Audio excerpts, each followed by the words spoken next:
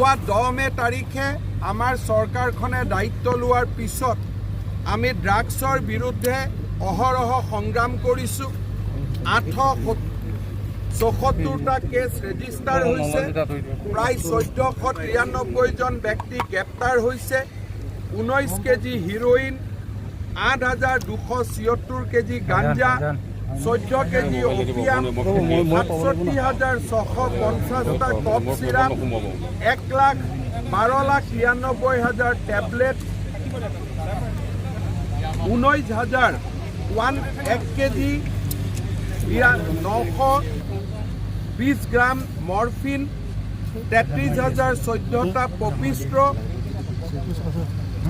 Cash প্ৰায় 1 কোটি টকা, ফৰেন কাৰেন্সি 13,630 টকা, ফেক ইণ্ডিয়ান কাৰেন্সি 6,80,000 টকা, আৰু আমি কেনাবিছ কাল্টিভেশ্যনো 31 বিঘা ধৰা পেলাই আমি ধ্বংস কৰি দিছোঁ। এই গোটেই ড্ৰাগছ আইটেম যিখিনি আমি ধৰাত পেলাইছিলোঁ, সেই গোটেইখিনি আইটেম আজি আমি ৰাতিপুৱাত যাতে ড্ৰাগছৰ যোগান আৰু ড্ৰাগছৰ ব্যৱহাৰ দুয়োটাই যাতে আমি নষ্ট কৰিব পাৰোঁ, আৰু ভাৰতৰ আন ৰাজ্যলৈকেও যাতে অসমৰ থ্ৰুদি ড্ৰাগছ নাযায় তাৰ কাৰণে আমি ব্যৱস্থা ল'ব পাৰোঁ। আজি আমাৰ এই ড্ৰাগছ বিৰোধী অভিযানত এতিয়ালৈকে 163 কোটি টকাৰ মূল্যৰ বস্তু আমি জব্দ কৰিছোঁ। ভাৰতৰ গৃহমন্ত্ৰী অমিত শ্বাহ ডাঙৰীয়া, নাগালেণ্ড আৰু মণিপুৰ চৰকাৰক মই ধন্যবাদ জনাম তেখেতসকলে আগবঢ়োৱা সহায় আৰু সহযোগিতাৰ বাবে। অসম আৰক্ষীৰ মহানিৰ্দেশক ভাস্কৰজ্যোতি মহন্ত, বিশেষ মহানিৰ্দেশক GP সিং আৰু অসম পুলিচৰ চিপাহী, জোৱান, অফিচাৰ্ছ সকলোকে মই অভিনন্দন জনাইছোঁ। মই আশা কৰিছোঁ শূন্য সহনশীলতা আৰু আইনে দিয়া সমস্ত অধিকাৰৰ সৰ্বতো প্ৰকাৰৰ প্ৰয়োগ কৰি অসমখনক যেন তেওঁলোকে ড্ৰাগছ মুক্ত কৰে। Any question from you? As a program of seized drugs disposal in the presence of our Honorable Chief Karbi Jacket, Poho, We have kept Anna, some articles for Karbi forensic Jambali analysis Athan, as which is a required symbol by of a law. Karbi totem. Rest we are bargaining. May I kindly also request our Honorable CM of Karbi Anglong, Himanta Biswa Sarma, as he has declared the opening of university at West Karbi Anglong district.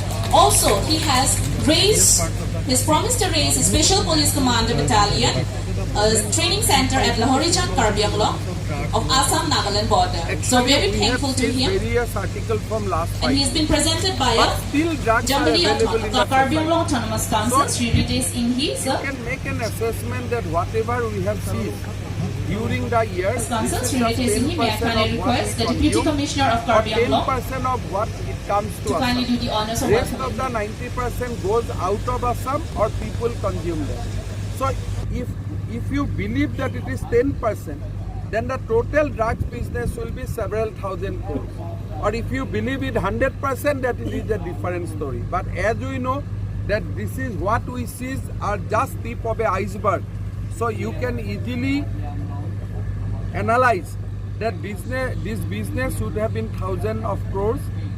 Government is not getting tax, families are being destroyed, and nobody is benefited. Only some of the drugs lords. So we are taking this matter very, very seriously. Sir, ইয়াৰ পিছতো যদি এতিয়া আপোনালোকে যেনেধৰণে Look, I do not know whether it will become completely free because these are small quantity comes on in the hands of peddlers, very difficult game. But we are on the job. We will do 100%. We will not do 99.99%. We will do everything possible.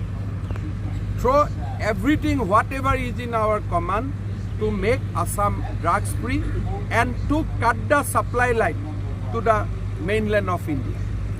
Sir ইয়াৰ পিছত এতিয়া বহুতখিনি drugs মাফিয়াক আপোনালোকে ধৰিছে, ইয়াৰ পিছতো যদি আৰু তেনেকৈ সৰবৰাহ কাৰণে যদি আৰু ড্ৰাগছ মাফিয়া কোনোবা যদি এৰেষ্ট কৰে তেতিয়া আপোনালোকৰ চৰকাৰৰ ফালৰ পৰা কেনেধৰণৰ ব্যৱস্থা? তিনিটা কথা। এটা, আমি যাক ড্ৰাগছক এৰেষ্ট কৰিছোঁ, DGPয়ে গোলাঘাটত কৈছে যে আমি ব্যৱস্থা কৰিছোঁ যাতে তাতে ফৰেনচিক এভিডেন্সটো 2 মাহত হৈ যায় আৰু প্ৰত্যেকজনৰ এগেইনষ্টত যাতে আমি চাৰ্জশ্বিট ফাইল কৰিব পাৰোঁ। আমাৰ অট'মেটিক SMS-ৰ আমি ব্যৱস্থা কৰিছোঁ যে আজি 30 দিন হ'ল 35 দিন হ'ল তোমালোকে চাৰ্জশ্বিট ফাইল কৰা য'ত বেল পোৱা অসম্ভৱ গতিকে সেই কামবিলাক আমি কৰি আছোঁ আৰু যিসকলে ডিউৰিং দ্য কাষ্টডি পলাব চেষ্টা কৰিছে আৰক্ষীক ওলোটা আক্ৰমণ কৰিব চেষ্টা কৰিছে they are being dealt as per ল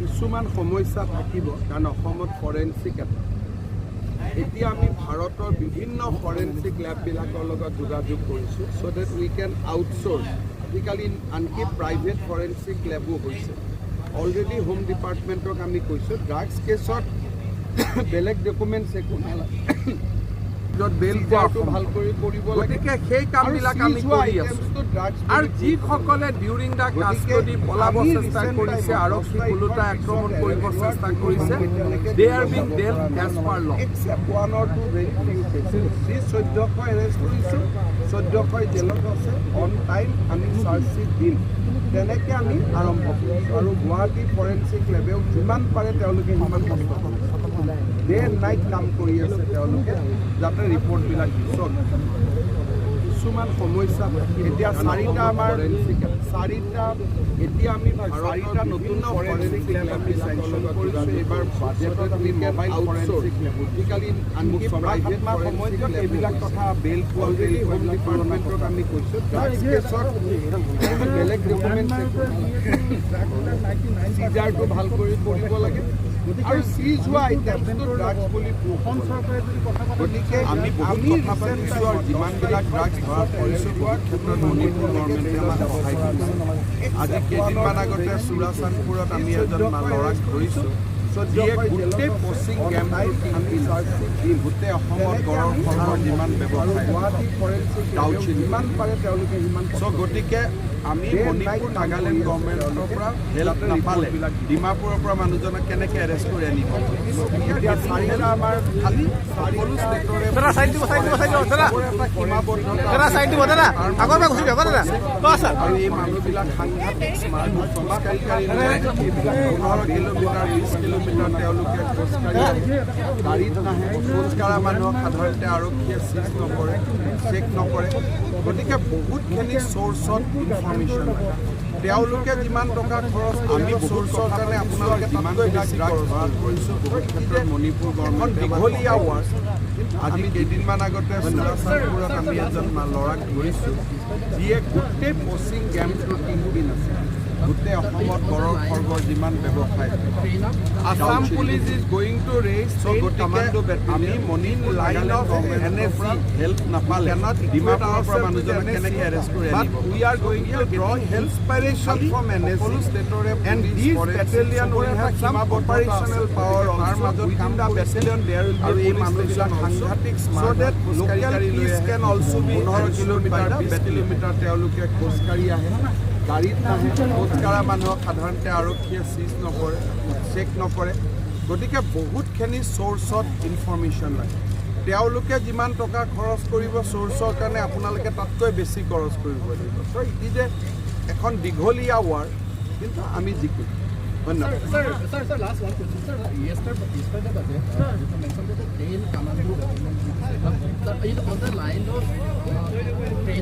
Assam Police is going to raise 10 commando battalion in line of NSG. We cannot equate ourselves with NSC, but we are going to draw inspiration from NSG, and these battalion will have some operational power also. Within the battalion there will be a police station also, so that local peace can also be ensured by the battalion.